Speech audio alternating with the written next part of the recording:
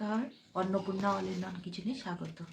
আপনারা অনেক দিন থেকে বলেছেন যে ওলকপির সবজি দেখানোর জন্য, তাই আজকে আমি ডিম দিয়ে ওলকপি ক্যারি বানাবো। ওর জন্য আমি নিয়েছি হলুদ গুঁড়ো, নুন, আর পেঁয়াজ, রসুন, আদার পেস্ট, আর এমনি পেঁয়াজ কুচি, রসুন কুচি, আর তেজপাতা, শুকনো লঙ্কা, গোটা জিরে, লবঙ্গ আর জিরে গুঁড়ো। আমি এই ক্যারি বানানোর জন্য আমি কড়াই বসিয়ে দিয়েছি।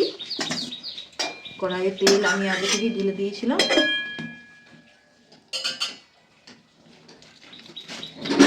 দিয়ে দিচ্ছি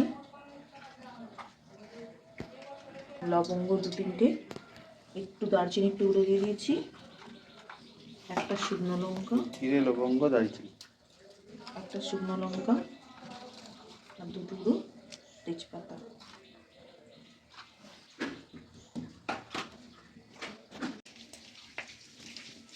জিরে, লবঙ্গ আর শুকনো লঙ্কা, তেজপাতা এগুলো গরম হয়ে গেছে। আর এই ওলকপিটাকে আলু ভাজার মতো কেটে করে নিয়েছি, সিদ্ধ করে নিয়েছি নুন হলুদ দিয়ে। এতে অল্প করে পেঁয়াজ দেবো, রসুন কুচি একটু দেবো,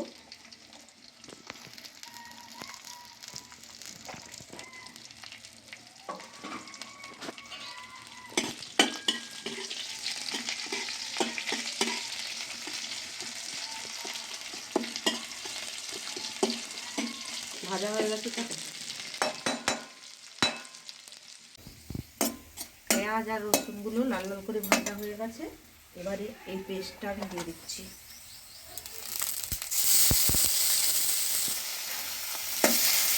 পেঁয়াজ, রসুন, আদার পেস্ট,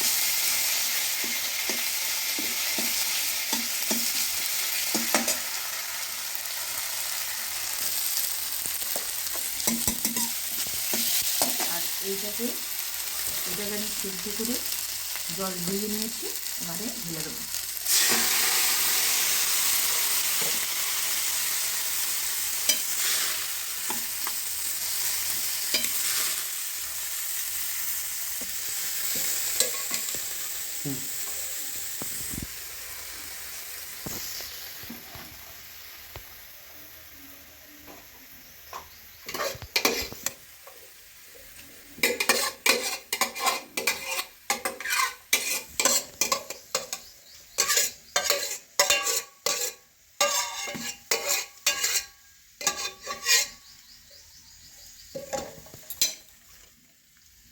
এটা 5 মিনিট ঢাকা দিয়ে রাখা।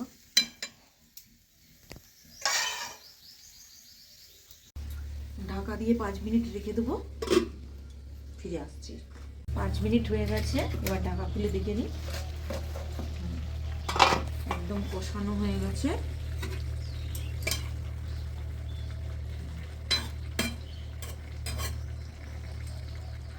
আর একটু হোক। এদিকে আমি ভাতের জল ফ্যান ঝাড়াতে দিয়েছিলাম, সেটাও তুলে দিচ্ছি।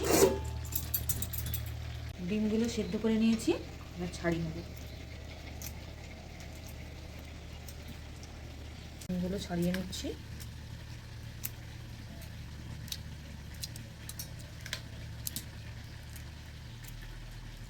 ছাড়িয়ে আবার ফিরে এসছে, রান্না হয়ে গেছে।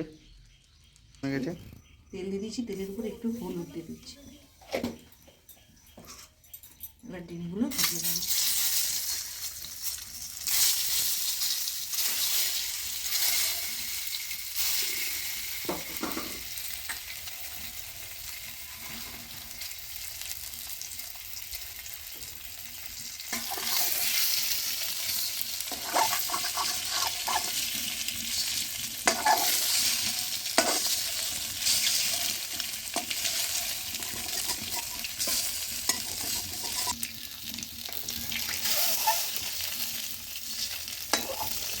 ডিম ভাজার সময় একটু হলুদ দিয়ে দিলে ডিমগুলো একদম লাল লাল হয়। আমি ভীষণ অল্প তেল দিয়ে করছি তো, ডিমে একটু আপনারা যদি তেল বেশি খান তাহলে তেল একটু বেশি দিতে পারেন। এতে তেল বেশি দিলে ভালোই হয়, খারাপ হয় না।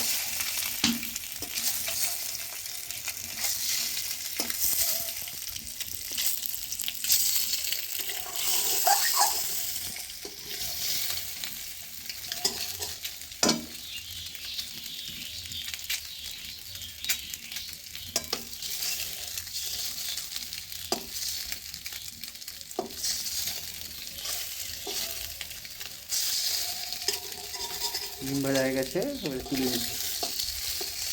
এতে ঢেলে দেবে। ঢেলে ডিমগুলো লাল লাল করে ভাজা হয়ে গেছে, এবার এর উপরে এটা দেবো। আমি একটু ভুল বলে দিচ্ছি, ভুলে দিচ্ছি।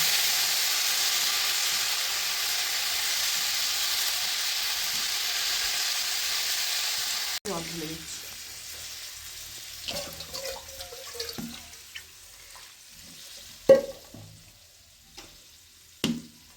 এবার এই ক্যারিটা তৈরি হয়ে গেছে, এবার নামিয়ে দিচ্ছি।